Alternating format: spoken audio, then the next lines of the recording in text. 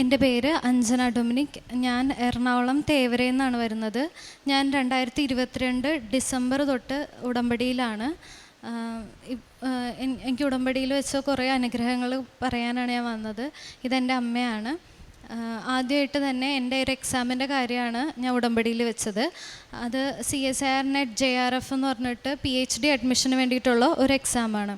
അപ്പോൾ ആ എക്സാം ഒരു നാഷണൽ ലെവൽ എക്സാമാണ്. ഒത്തിരി പാടാണ്. ഞാൻ 4 തവണ എഴുതിയിട്ടുണ്ട്. പക്ഷേ എനിക്ക് അതിൻ്റെ ടോപ്പായിട്ടുള്ള JRF റാങ്കിങ് കിട്ടിയിട്ടുണ്ടായില്ല. JRF ഉണ്ടെങ്കിൽ മാത്രമാണ് നമുക്ക് സ്റ്റൈഫൻഡോട് കൂടി PhD ചെയ്യാൻ പറ്റുള്ളൂ. അപ്പോൾ ഇത്തവണ ലാസ്റ്റ് ടൈം ഞാൻ എഴുതിയപ്പോൾ എനിക്ക് നെറ്റ് കിട്ടി. ഞാൻ ഇതിനു മുന്നേ സാക്ഷ്യപ്പെടുത്തിയതാണ്. ഇത്തവണ ഞാൻ വീണ്ടും എക്സാം എഴുതണ്ടെന്നാണ് വിചാരിച്ചത്. കാരണം ഞാൻ ഓൾറെഡി ഉടമ്പടിയിലായിരുന്നു നെറ്റ് എക്സാം കിട്ടിയപ്പോഴേക്കും. അപ്പോൾ എനിക്കത് കിട്ടിയില്ല. അപ്പോൾ JRF ചോദിച്ചിട്ട് കിട്ടിയില്ല. അപ്പോൾ ചിലപ്പോൾ മാതാവിന് നെറ്റ് തരാനായിരിക്കും ഇഷ്ടം എന്ന് വിചാരിച്ച് ഞാൻ പിന്നെ എഴുതണ്ടെന്ന് വിചാരിച്ചതാണ്. അപ്പോൾ എല്ലാവരും പറഞ്ഞു അങ്ങനെയല്ല, ഒന്നും കൂടെ എഴുതി നോക്ക് എന്ന് പറഞ്ഞ് ഞാൻ 2ാമത് ഡിസംബറിൽ വീണ്ടും എക്സാം ഒന്നും കൂടെ അറ്റംപ്റ്റ് ചെയ്യാൻ പോയി. ആ സമയത്ത് എനിക്കൊന്നും പഠിക്കാനൊന്നും പറ്റിയില്ല. കോവിഡായിരുന്നു എനിക്ക്. ഞാനിവിടെ നിന്ന് വണ്ടി വിളിച്ചിട്ടാണ് ഞാൻ എക്സാം സെൻറ്ററിൽ പോയി എക്സാം എഴുതിയത്. ആ എക്സാമിന് സത്യം പറഞ്ഞാൽ ഞാൻ ഒന്നും പഠിച്ചിട്ടില്ല. 6 മാസം ഗ്യാപ്പ് വന്നു. വെറുതെ എഴുതാമെന്ന് വിചാരിച്ചിട്ടാണ് പോയത്. പിന്നെ ഞാൻ വിചാരിച്ചു അങ്ങനെയല്ല, ഞാൻ ഉടമ്പടിയിൽ വെച്ച കാര്യമല്ല. അപ്പോൾ എന്തായാലും ഉടമ്പടി കാശുരൂപം തൈലവും ഉപ്പൊക്കെ ആയിട്ടാണ് ഞാൻ എക്സാം എഴുതിയത്. എന്തൊക്കെയോ എഴുതി വെച്ചു. അറിയാവുന്ന പോലെ തോന്നിയ ഉത്തരങ്ങളൊക്കെ ഞാൻ എഴുതി. കാശുരൂപം മുറുക്കി പിടിച്ചു. ഞാൻ പ്രാർത്ഥിച്ചാണ് എല്ലാം എഴുതിയത്. അപ്പോൾ അതിനകത്ത് നെഗറ്റീവ് മാർക്കുണ്ട്. 3 മണിക്കൂറേ ഉള്ളൂ. അപ്പോൾ A പാർട്ടിലാണെങ്കിൽ 20 ക്വസ്റ്റ്യനിൽ 15 എണ്ണം എഴുതണം. B പാർട്ടിൽ 50 എണ്ണത്തിൽ 35 എണ്ണം എഴുതണം. C പാർട്ടിൽ 75 എണ്ണത്തിൽ 50 എണ്ണം വായിച്ച് എഴുതണം.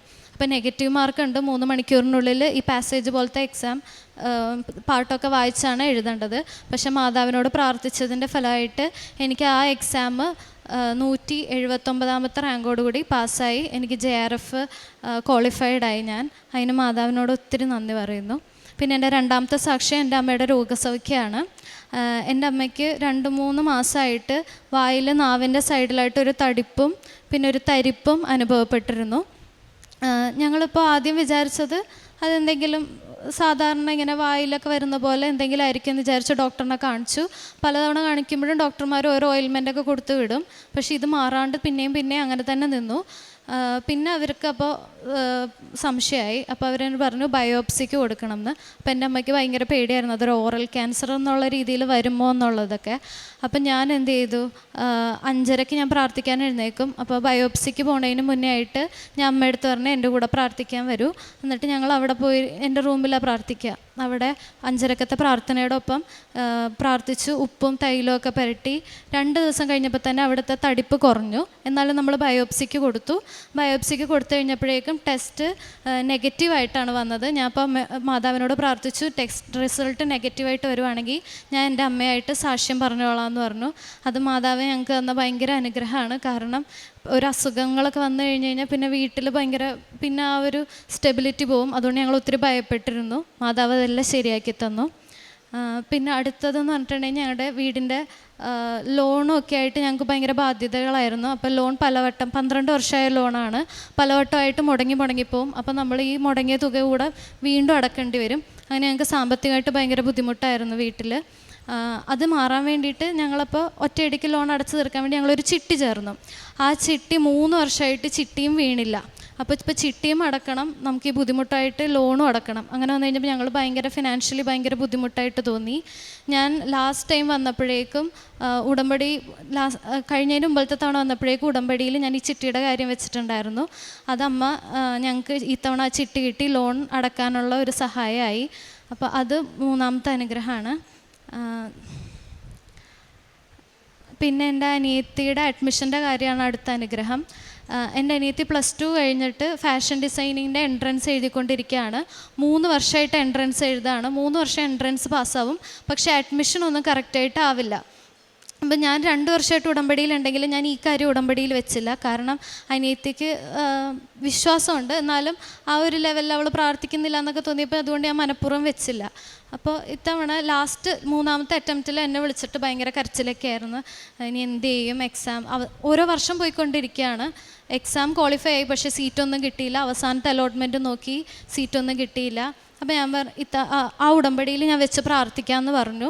അവളും എൻ്റെ കൂടെ മാതാവിനോട് പ്രാർത്ഥിക്കാനും പ്രേക്ഷിത പ്രവർത്തനം ചെയ്യാനും ഒക്കെ കൂടെ കൂടി. അങ്ങനെ ഇരിക്കെ ഒരു കോളേജിൽ ഞങ്ങൾ അഡ്മിഷൻ്റെ കാര്യങ്ങൾക്ക് വേണ്ടിയിട്ട് ഒന്നും കൂടെ പോയി ചോദിച്ചു, ഇവിടെ ഇനി ബാക്കി സീറ്റ് വല്ലതും ഉണ്ടോ. ഫാഷൻ ഡിസൈനിങ് വളരെ കുറവ് സ്ഥലത്തേ ഉള്ളൂ. അപ്പോൾ ഞങ്ങൾ വീണ്ടും ചെന്ന് ചോദിച്ചപ്പോൾ പറഞ്ഞു അവർ ഈ വർഷം അഡ്മിഷനൊന്നും ഫില്ലപ്പ് ആയിപ്പോയി, ഇനി കൂടുതൽ സീറ്റുകളൊന്നും അവൈലബിൾ അല്ല. അപ്പോൾ ഈ വർഷം പോയി എന്ന് തന്നെയാണ് അവൾ വിചാരിച്ചത്. എന്നോട് വന്നിട്ട് പറഞ്ഞു. അപ്പോൾ ഞാൻ പറഞ്ഞു ഇല്ല, അങ്ങനെയല്ല, എന്തായാലും ഉറപ്പായിട്ട് ഒരു സീറ്റ് മാതാവ് തന്നിരിക്കും എന്ന് ഞാൻ ഉറപ്പായിട്ട് പറഞ്ഞു. അപ്പോൾ എൻ്റെ അടുത്ത് പറഞ്ഞു, ചേച്ചിക്ക് വെറുതെ തോന്നുന്നത്, വെറുതെ ഇങ്ങനെ പറയല്ലേ, ഇനിയിപ്പോൾ എവിടെ അഡ്മിഷൻ കിട്ടാനോ, ഒരു വർഷം പോയി, ഇനി അടുത്ത വർഷം അറ്റംപ്റ്റ് ചെയ്യാൻ പറ്റുള്ളൂ. ഞാൻ പറഞ്ഞു ഇല്ല, ഇത്തവണ ഞാൻ ഉടമ്പടിയിൽ വെച്ചതാ, ഉറപ്പായിട്ടും കിട്ടുമെന്ന് പറഞ്ഞു. അങ്ങനെ പറഞ്ഞൊരു 2 ആഴ്ച കഴിഞ്ഞപ്പോൾ ഞാൻ പറഞ്ഞു, നീ അവർക്കൊരു മെയിൽ അയക്ക്, എന്തെങ്കിലും വേക്കൻ്റ് സീറ്റ് വരുവാണെങ്കിൽ അത് അറിയിക്കണം, ഞങ്ങൾ ഇൻട്രസ്റ്റഡ് ആണെന്നുള്ള രീതിയിൽ മെയിൽ അയക്കാൻ പറഞ്ഞു. അങ്ങനെ മെയിൽ അയച്ച് ഒരാഴ്ച കഴിഞ്ഞപ്പോഴേക്കും ക്ലാസ്സൊക്കെ തുടങ്ങി. അത് കഴിഞ്ഞപ്പോൾ അവർ അവിടെ നിന്ന് വിളിച്ചിട്ട് പറഞ്ഞു, ഒരു സീറ്റ് വേക്കൻ്റ് ഉണ്ട്, അത് കമ്മ്യൂണിറ്റി സീറ്റ് ആയതുകൊണ്ട് വേറെ ഒന്നിലോട്ടും കൺവേർട്ട് ചെയ്യാനൊന്നും പറ്റില്ല. അങ്ങനെ ഒരു സീറ്റ് വേക്കൻ്റ് ഒരു സീറ്റും ഉണ്ടായിരുന്നില്ല. അത് ഒരു 2 ആഴ്ച കഴിഞ്ഞപ്പോഴേക്കും വേക്കൻ്റ് സീറ്റ് വന്നിട്ട് അതിലേക്ക് തന്നെ ഞങ്ങൾക്ക് അഡ്മിഷനും കിട്ടി. അത് മാതാവ് തന്ന അനുഗ്രഹമാണ്. അത് നടക്കുന്ന ഒരു കാര്യമല്ല, കാരണം ഓൾമോസ്റ്റ് ഫില്ലായിന് അടുത്ത വർഷം, ഒരു വർഷം പോയാൽ അത് അമ്മ മാതാവാണ് അതെല്ലാം ശരിയാക്കി തന്നത്. പിന്നെ ഞാൻ പ്രേക്ഷിത പ്രവർത്തനങ്ങളും കാര്യങ്ങളൊക്കെ ചെയ്യാമായിരുന്നു. അപ്പോൾ അതിൽ ഞങ്ങൾ പത്രം കൊടുക്കാൻ പോകും. അപ്പോൾ എൻ്റെ അനിയത്തിയും വരും പത്രം കൊടുക്കാൻ, ബാക്കി അല്ലാണ്ട് ഫുഡ് കൊടുക്കാനും. ഇപ്പോൾ അമ്മയാണെങ്കിലും ഹോസ്പിറ്റലിലാണ് വർക്ക് ചെയ്യുന്നത്. അപ്പോൾ അവിടെയുള്ള പേഷ്യൻസിന് വേണ്ടിയിട്ടുള്ള സർവീസും മാതാവിനെക്കുറിച്ച് പറയുകയും അങ്ങനെയൊക്കെ ചെയ്യുമായിരുന്നു. ഉപ്പ് കൊടുക്കുമായിരുന്നു. അങ്ങനെ എല്ലാ കാര്യങ്ങളും ചെയ്യാറുണ്ട്.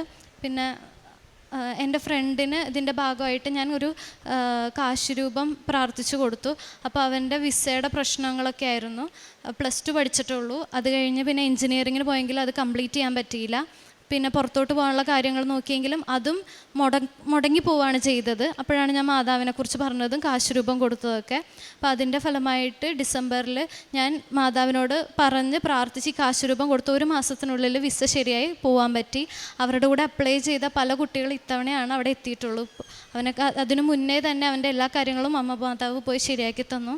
പിന്നെ ഇതുപോലെ തന്നെ എൻ്റെ വേറൊരു ഫ്രണ്ടിനും ഇതുപോലെ ലോണിൻ്റെ തടസ്സം ഉണ്ടായിരുന്നു. അത് മാതാവിൻ്റെ കാശ് രൂപം കൊടുത്ത് പ്രാർത്ഥിച്ച് ഒരാഴ്ച പോലും എടുത്തില്ല. ഞാനിവിടെ പ്രാർത്ഥിച്ച് പോയി ഒരാഴ്ചക്കുള്ളിൽ തന്നെ അവരുടെ ലോണിൻ്റെ കാര്യം കിട്ടില്ല എന്ന് പറഞ്ഞൊരു ലോണാണ്. ആ ലോണിൻ്റെ കാര്യം ശരിയായി കിട്ടി. പിന്നെ എൻ്റെ അമ്മാമ്മ 86 വയസ്സുണ്ട്. അമ്മാമ്മയ്ക്ക് 8 വർഷമായിട്ട് എല്ലാ ദിവസവും കാലത്ത് എഴുന്നേൽക്കുമ്പോൾ ഈ 2 വിരലിങ്ങനെ മടങ്ങി നിൽക്കുമായിരുന്നു. അത് നിവർത്താൻ ഭയങ്കര ബുദ്ധിമുട്ടായിരുന്നു. നിവർത്തിയാൽ തന്നെ ഭയങ്കര വേദനയും കരച്ചിൽ വരും, അതുപോലത്തെ വേദനയൊക്കെ ആയിരുന്നു.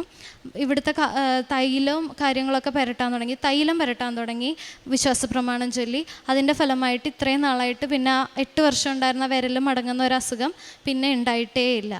ഇത്രയും അനുഗ്രഹങ്ങൾ ഞങ്ങളുടെ ഫാമിലിക്ക് തന്ന മാതാവിന് ഈശോയ്ക്ക് ഒത്തിരി നന്ദി. 1 ദിനവൃത്താന്തം 5:20.